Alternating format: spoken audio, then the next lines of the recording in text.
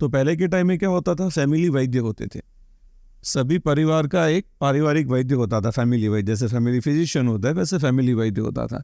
उसके पास ये बात जाएगी कि इसको नींद ठीक से नहीं आ रही है, इसको भूख कम लग रही है, इसको थोड़ी कॉन्स्टिपेशन की शुरुआत हुई, वैद्य तुरंत उसको पकड़ लेगा कि भाई तेरे विचारों की दिशा में क्या गड़बड़ी आ रही है, और उसके एंटीडोट्स भी बता देगा।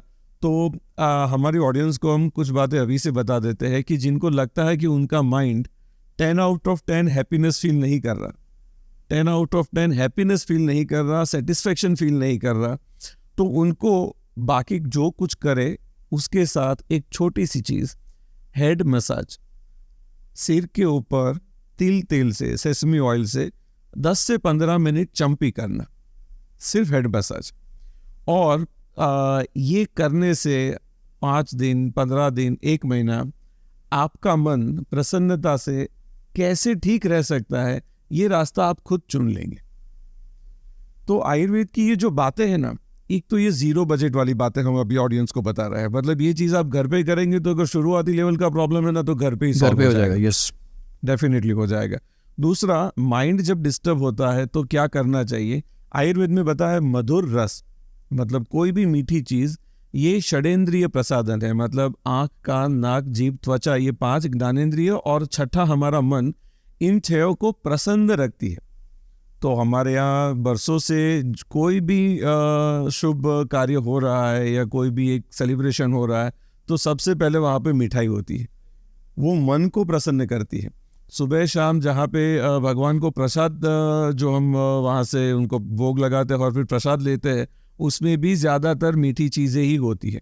सो आपने भगवान के सामने बैठ के आपकी श्रद्धा को रिचार्ज कर दिया कि भैया आपको सब पता है, you are taking good care, या तो मेरी इच्छा या तो तेरी इच्छा, जिसे हम हरी इच्छा कहते हैं, यही होगा। और ये प्रार्थना करने के बाद कुछ मीठा हो जाता था, उसके लिए एडवर्टीज की ज़रूरत नहीं थी, बाजार से कुछ खरीदने की ज़रूरत नहीं थी, या तो गुड़ होता था, या तो मिश्री होती थी, या तो पतासे होते थे, या तो सुखड़ी होती थी, या तो लड्डू होते थे।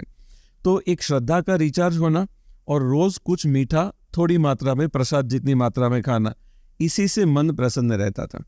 तो दुनिया भर में इतने सारे ऑप्शंस में से मुझे क्या सोचना है और क्या करना है, ये कैसे ठीक रखा जाए, इसकी ये 2 बातें, सिर पे तेल की चंपी और थोड़ा थोड़ा मीठा खाना, हमारी ऑडियंस के बहुत सारे लोगों के माइंड का जो हैप्पीनेस और सेटिस्फैक्शन लेवल है ना, वो 10 आउट 10 के नज़दीक जाना तो शुरू कर ही देगा।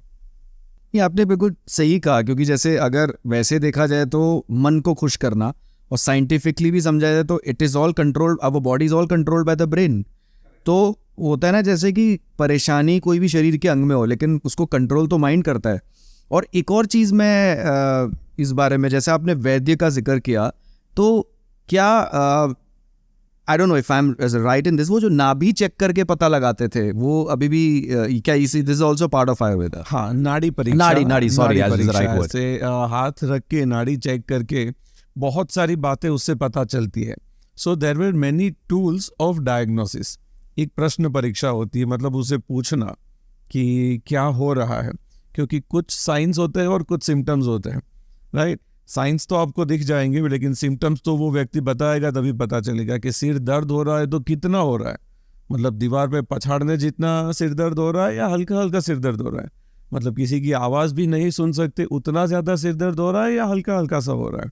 तो उसकी इंटेंसिटी क्या है, उसके लिए प्रश्न परीक्षा होती है। दूसरी होती है दर्शन परीक्षा, मतलब कुछ लोगों को देख के ही पता चल जाता है कि the person is confuse, person is disturb, उसको उसकी जो गेट होती है वो जिस तरह से चलता है, तो बैक में पेन हो रहा है या जॉइंट में पेन हो रहा है या ओबेसिटी की वजह से उसको चलने में प्रॉब्लम हो रही है, ये दर्शन परीक्षा से पता चलता है। और तीसरा था स्पर्श परीक्षा, जिसमें एक आता है, one of them is the नाड़ी परीक्षा, मतलब नाड़ी देख के शरीर में उस समय वायु पित्त कफ का स्टेटस क्या है, शरीर की 7 धातुएं होती है, रस, रक्त, मांस, मेद, अस्थि, मज्जा, शुक्र, उसका स्टेटस क्या है, उसकी पाचन की स्थिति, मतलब वो खाना अच्छे से पचा पा रहा है या नहीं पचा पा रहा है, ये सारी बातें नाड़ी से भी चेक की जाती है। तो ये सब पता लग जाता है, उससे पता लग सकता है उससे, बट नाड़ी इज नॉट दैट थिंग कि नाड़ी से ही पता लगेगा। ओके। क्योंकि जितने भी लोग हैं कोविड में तो कोई एक दूसरे को टच तो करते ही नहीं थे, लेकिन फिर भी कोविड के 3 साल तक बगैर नाड़ी परीक्षा भी सबने आयुर्वेद ट्रीटमेंट की भी है, सबने आयुर्वेद ट्रीटमेंट ली भी है. So it is one of the tools, not the only tools. But हाँ, ये पक्का है कि नाड़ी परीक्षा आयुर्वेद की एक्सक्लूसिव मेथड ऑफ डायग्नोसिस है, डेफिनेटली है. मैं और जैसे कुछ एक्सट्रीम डिजीजेज या बीमारियां, मैं खास करके इसका जिक्र करना चाहूँगा कि क्या वो little bit inquisitive about it, जैसे 2 खास करके कैंसर और इसके अलावा डायबिटीज़, क्या इसके इलाज भी हो सकता है आयुर्वेदा से? बिल्कुल. ये हमारे ऑडियंस को समझना बहुत ज़रूरी है कि आयुर्वेद में 4 कैटेगरीज बताई है. कोई भी डिसीज़ की 4 कैटेगरी है.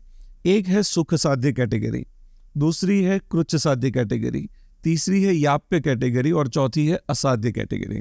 सो ये टर्मिनोलॉजी को थोड़ा आसान शब्दों में कहे तो सुख साध्य मतलब पेशेंट और आयुर्वेद डॉक्टर दोनों के थोड़े से एफर्ट से ये प्रॉब्लम सॉल्व हो जाएगा.